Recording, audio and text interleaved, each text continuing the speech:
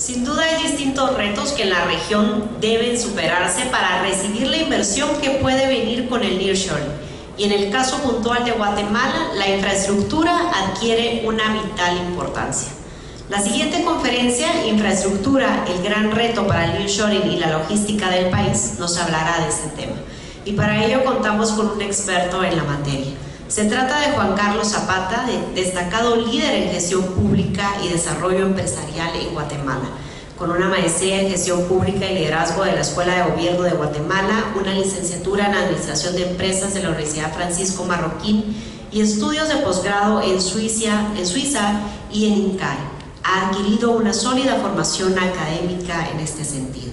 Como director ejecutivo de Fundesa, liderando iniciativas clave como Mejoremos Guate y el Encuentro Nacional de Empresarios ENADE, consolidándolos como referentes en el país y en Centroamérica.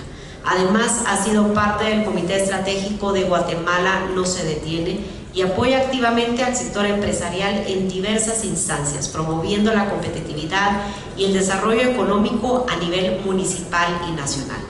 Bienvenido, Juan Carlos.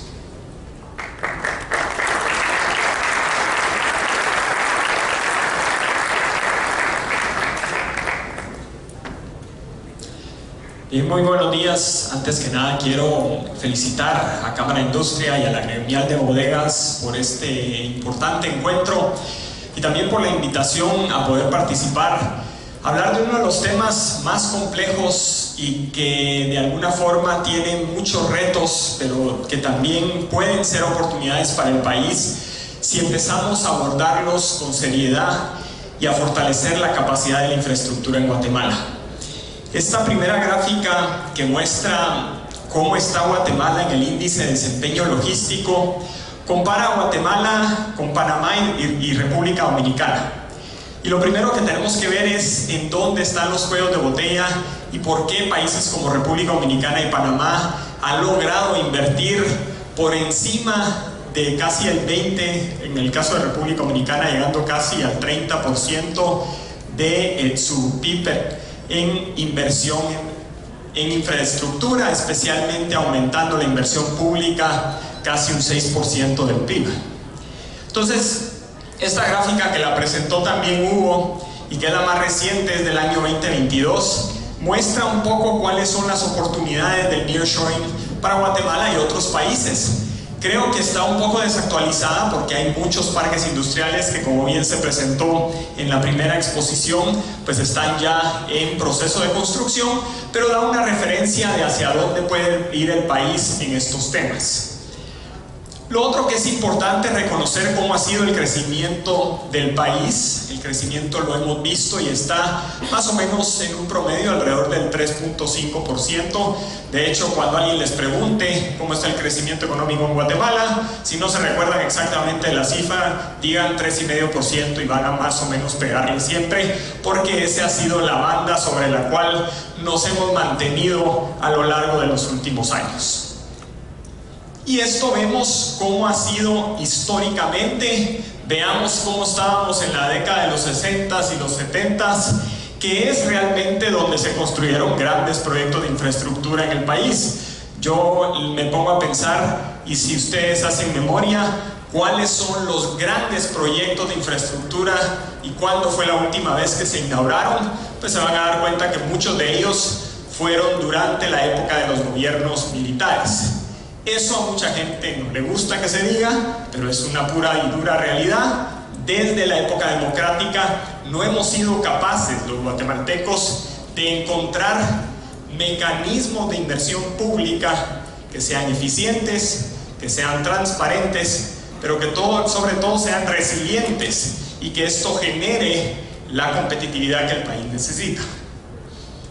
Entonces, cuando vemos cómo ha estado la inversión en infraestructura, vemos que mucho del esfuerzo por construir, mejorar, crecer, todo lo que las empresas invierten en crecimiento, pues ha sido por parte del sector privado. La inversión pública en formación bruta de capital fijo está alrededor del 1.77%.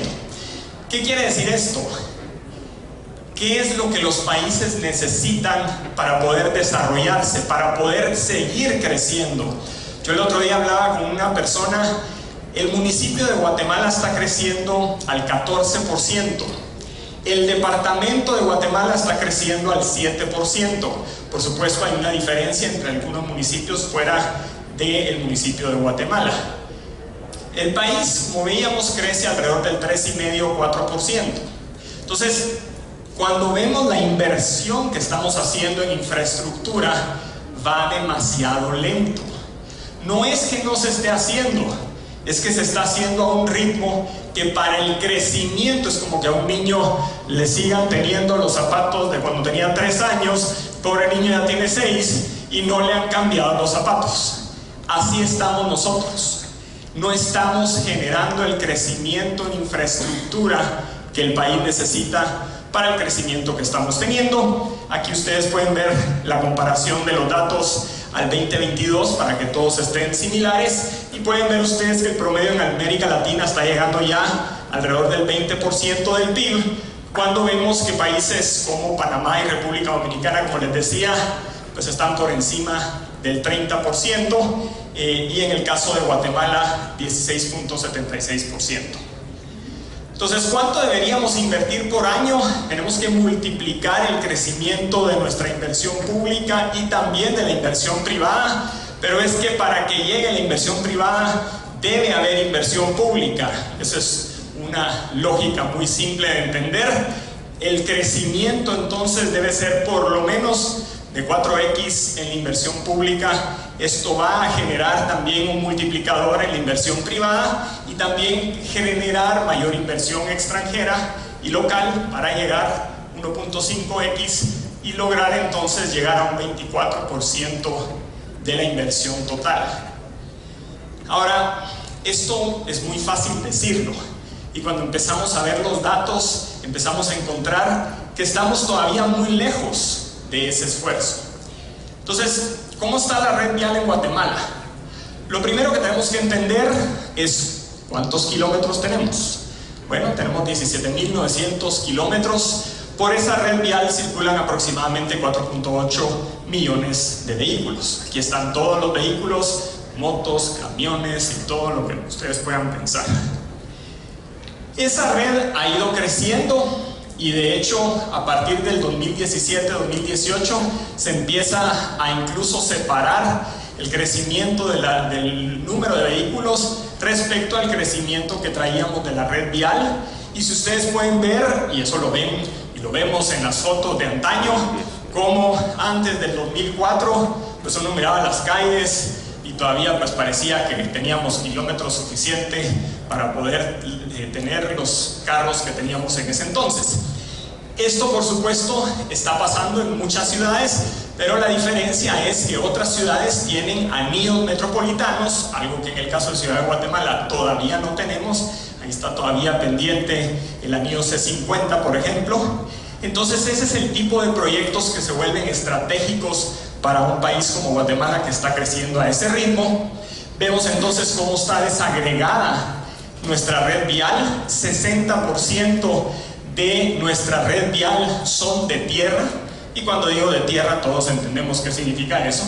Y vemos también que las carreteras pues están tanto de pavimento, terracería, caminos rurales, pero tenemos las centroamericanas, que son tal vez las más importantes, y luego pues varias carreteras nacionales, departamentales y algunos caminos rurales que representan el 23%. ¿Es suficiente la red vial que tenemos? Bueno, veamos cómo estamos en comparación con otros países.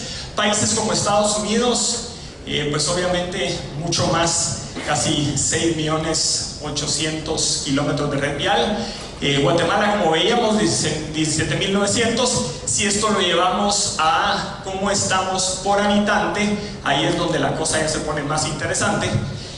Porque uno puede ver que Estados Unidos pues tiene 20 metros de red vial por habitante. Por eso es que cada vez que uno se sube al Turnpike y a otras grandes carreteras, pues uno siente que va con toda la libertad. Eso aquí en Guatemala, por supuesto, no lo logramos nunca con el número de carreteras que tenemos.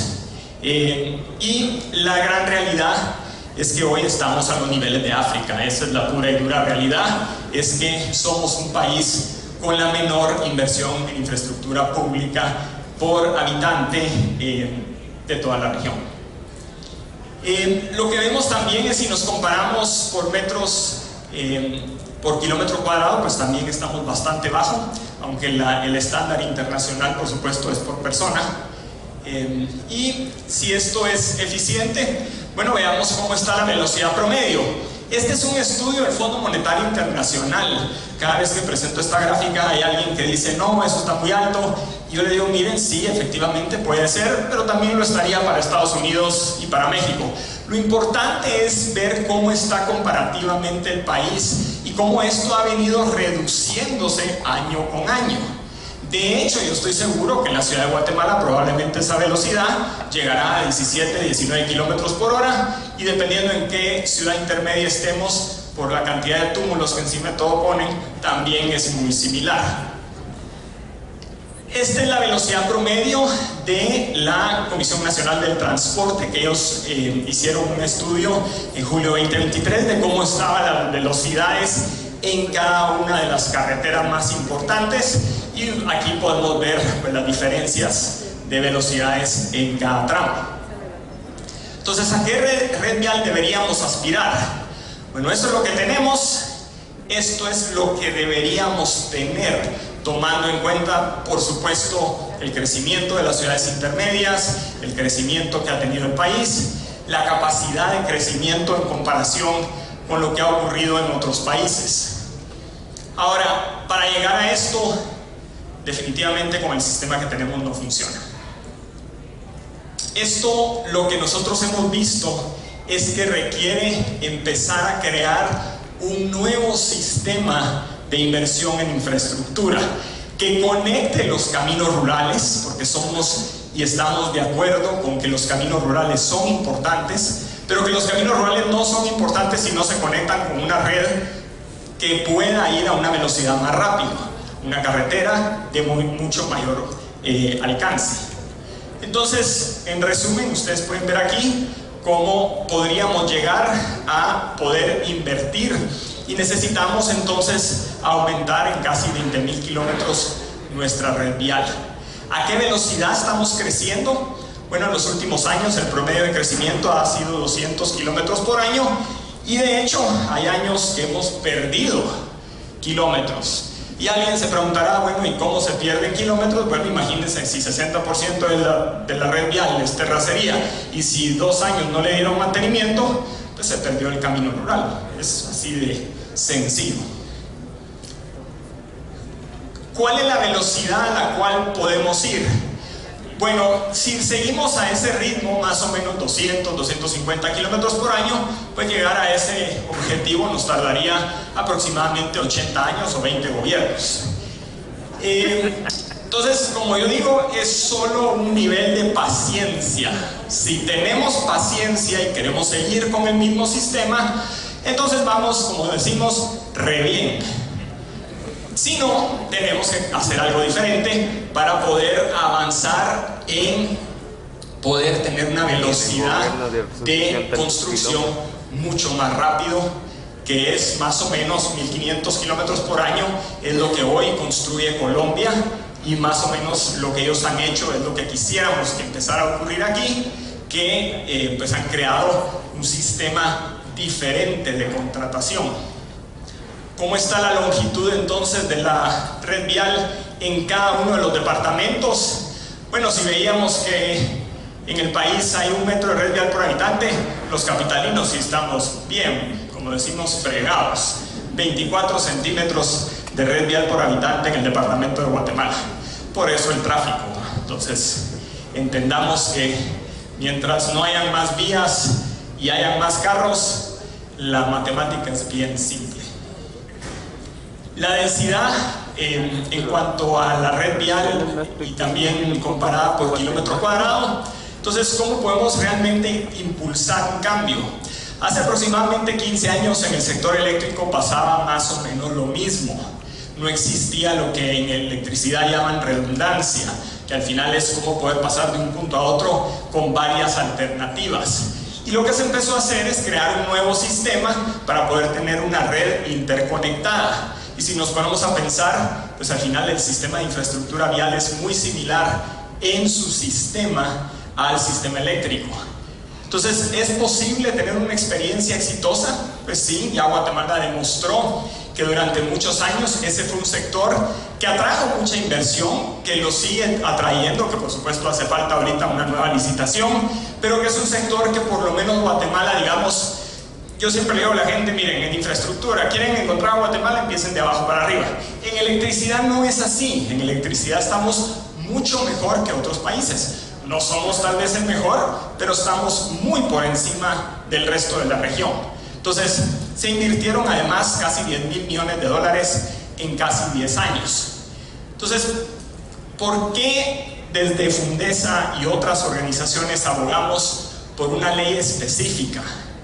Esto es importante, porque hoy nuestro marco normativo contempla alrededor de 45 cuerpos legales y 441 disposiciones aplicables en el tema de infraestructura. Eso es lo que hace tan complejo legalmente para cualquier ministro, viceministro, director de caminos, director de Covial, que realmente quiera trabajar, poder efectivamente hacer proyectos en Guatemala. Entonces esto evidencia mucho lo que nos ha pasado y la necesidad de un cambio, y pues definitivamente son necesarios algunos aspectos importantes. Lo primero, cambiar la forma en que se contrata, pasar de lo que se llama obra pública tradicional, que es como se hace en África y en otros países subdesarrollados, a una contratación de pago por indicadores, que es como se hace en cualquier país medianamente desarrollado, y poder construir y operar los activos. ¿Por qué? Porque eso le da al inversionista el incentivo positivo de mantener y operar en buenas condiciones las carreteras. Eso además le da al desarrollador el incentivo de hacer desde el inicio bien la carretera, y no como pasa ahora, que el incentivo es construir lo más rápido posible, con la menor calidad posible, que me paguen, me voy, me pongo de acuerdo con el supervisor, vamos mitad a mitad, y ahí se acabó el problema. Ese es el sistema que tenemos. Una institucionalidad funcional en donde exista una capacidad técnica para poder generar mejor inversión en infraestructura y evitar también los conflictos de interés entre los actores. La declaratoria de utilidad pública, esto es importante, y ahí por ahí anda un video de una diputada que no entiende todavía por qué el derecho de vía es importante en Guatemala. Vemos que la Roosevelt, Amatitlán, Escuintla, todas esas ciudades que ya crecieron necesitan ampliar las vías. Si el Estado no tiene la capacidad de poder generar un proceso respetando por supuesto el derecho a la propiedad, respetando por supuesto la compra a valores de mercado, ¿cómo es posible que crezcamos nuestra red vial si no existe, hoy no existe un procedimiento para que el Estado obtenga el derecho de vía? Por eso es que el libramiento de Chimaltenango al final paró en el Congreso, y hasta que aprobaron la ley fue que se empezó a trabajar el libramiento, y después también vimos todo lo que pasó. La equidistribución de riesgos entre el privado y el gobierno, porque hoy todos los riesgos los tiene el gobierno, el privado no tiene muchos riesgos, y lo que vemos entonces es que por eso lo único que fomenta es corrupción. Tenemos que pasarle más riesgos al sector privado. Tenemos también que alinear los objetivos de coordinación entre el Ejecutivo y las municipalidades, priorizar y planear de mejor manera la infraestructura. Hoy los proyectos de planeación de infraestructura no son vinculantes, y por eso ustedes ven que hay varios planes de inversión en infraestructura en el Ministerio de Comunicaciones, y ninguno de ellos está vinculado a un presupuesto. Y es que si no está vinculado a un presupuesto, pues da lo mismo, es igual que un plan que que yo me puedo inventar aquí con ustedes y decimos que ese es el plan de infraestructura, no es vinculante.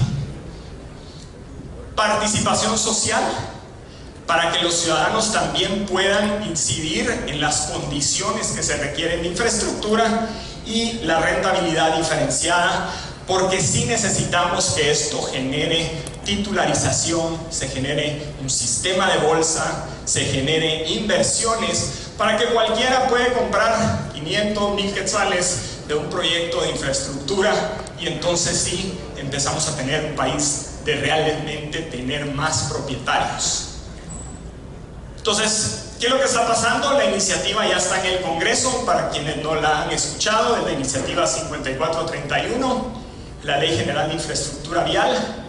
Entró en el 2018 y como ustedes pueden ver, ha sido un camino tortuoso, pura procesión, ahí vamos todavía cargándola, y lo que vemos es que, interesantemente, el 30 de abril de este año regresó a la Comisión de Economía, lo cual creo que es positivo, porque primero hay muchos diputados que la dictaminaron pero hoy ya no están. Segundo, que creo que es importante que el debate público se dé en la Comisión de Economía y que eso ayude a generarle las enmiendas que los diputados consideren convenientes, y que por supuesto el sector empresarial, la sociedad civil pueda participar de esa discusión.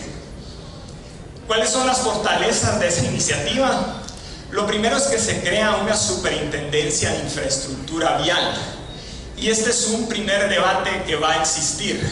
¿Por qué? Porque hay una tendencia de personas que creemos que el Ministerio de Comunicaciones, si se mantiene como está, no va a funcionar, porque se necesita primero poder tener personas que puedan pagárseles bien para que efectivamente se enfoquen en infraestructura. Hoy, si ustedes vieran los salarios de las personas en caminos, me dirían, bueno, tal vez nadie va a querer trabajar ahí. Entonces, sí se necesita crear una mejor institucionalidad, que sea mucho más independiente técnicamente, y que exista un enfoque muy claro hacia los procesos de infraestructura. Lo segundo, como comentábamos, es que efectivamente Guatemala, como cualquier país del mundo, esto no es un invento que surgió aquí, eso pasa en Costa Rica, pasa en Colombia, pasa en Ecuador, pasa en Chile, pasa en Perú, pasa en México, en Estados Unidos, en cualquier país que tiene carreteras, existe un procedimiento para adquirir el derecho de vía. Pasar de lo que comentábamos a un concepto de desarrollador, donde exista la capacidad de tener contratos multianuales, donde exista también la capacidad de que el Estado pueda pagar por indicadores de servicio, y que esto entonces le genere ahorros a los propios guatemaltecos, porque entonces no hay que pagar la carretera un 100%, sino se pueden pagar en 25 o 30 años, generar contratos que vinculen a las partes, por supuesto siempre velando por los intereses del Estado, y algo bien importante, triplicar los fondos que hoy se invierten en carreteras en Guatemala. Un dato interesante: Guatemala, con el mantenimiento que hacemos hoy, invertimos lo mismo que El Salvador, siendo El Salvador un país más pequeño, con menos gente, y por supuesto ya todos sabemos que las carreteras en El Salvador por eso es que se ven tan bien, pero es que si le invierten lo mismo que un país como Guatemala, pues ahí está la razón. Entonces sí necesitamos invertir más en todo el sistema de infraestructura de nuestro país, y pues bueno, podemos hacer algo por ahora en lo que el Congreso lo aprueba. Pues sí, efectivamente hay 33 organizaciones que están bajo el objetivo de Guatemala no se detiene, en donde se ha enfocado en varios temas importantes para el país, temas como la certeza jurídica, el turismo, la infraestructura, el capital humano, las inversiones, y también un nuevo componente que se llama Agroimpact.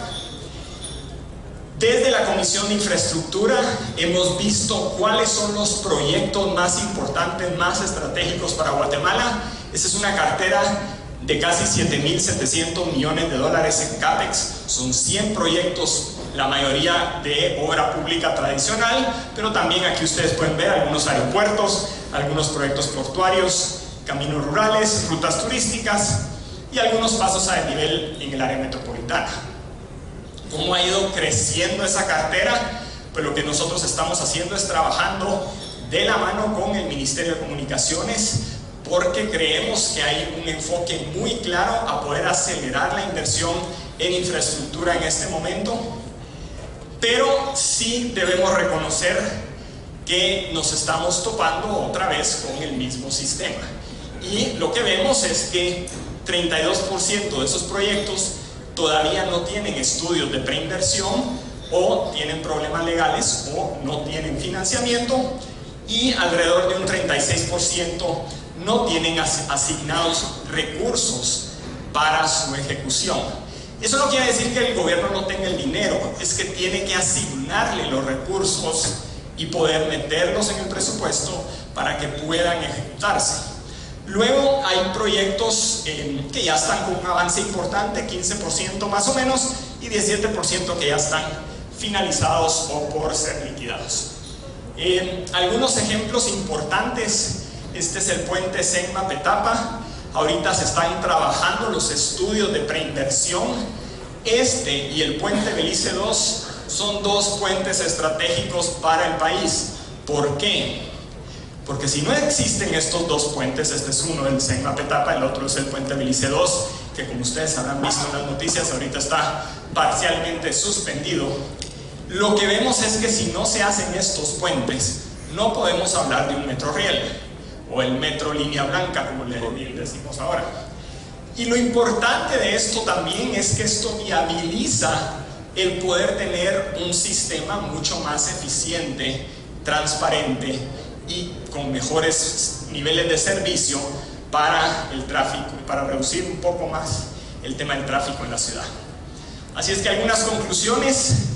Lo primero es que el gobierno tiene que seguir impulsando los proyectos dentro de la cartera de Guatemala, no se detiene, y eso debería de ser un consenso de cualquier empresario, académico, persona de sociedad civil, cualquier persona que vive en Guatemala, porque creemos que eso es importante para poder seguir creciendo y mejorando en este proceso.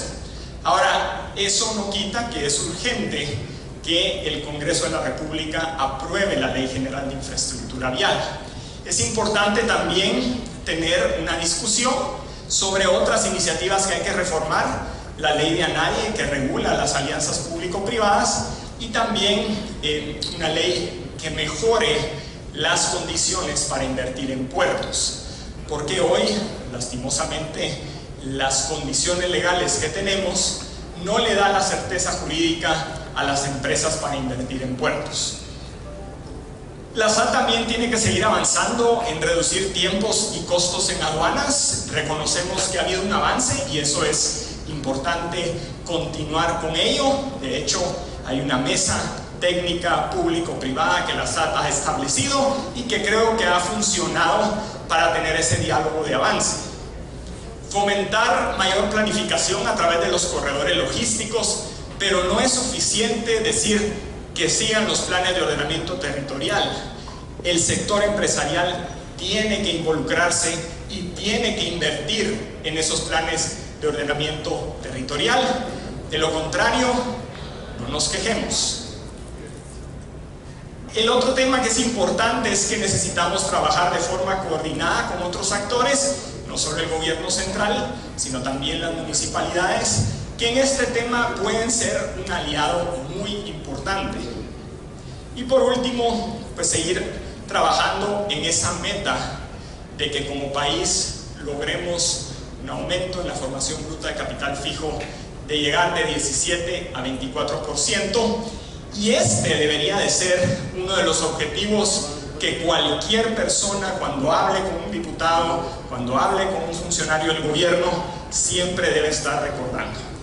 Así es que yo con esto concluyo, y como siempre nos tienen a la orden ahí en Fundesa. Muchas gracias.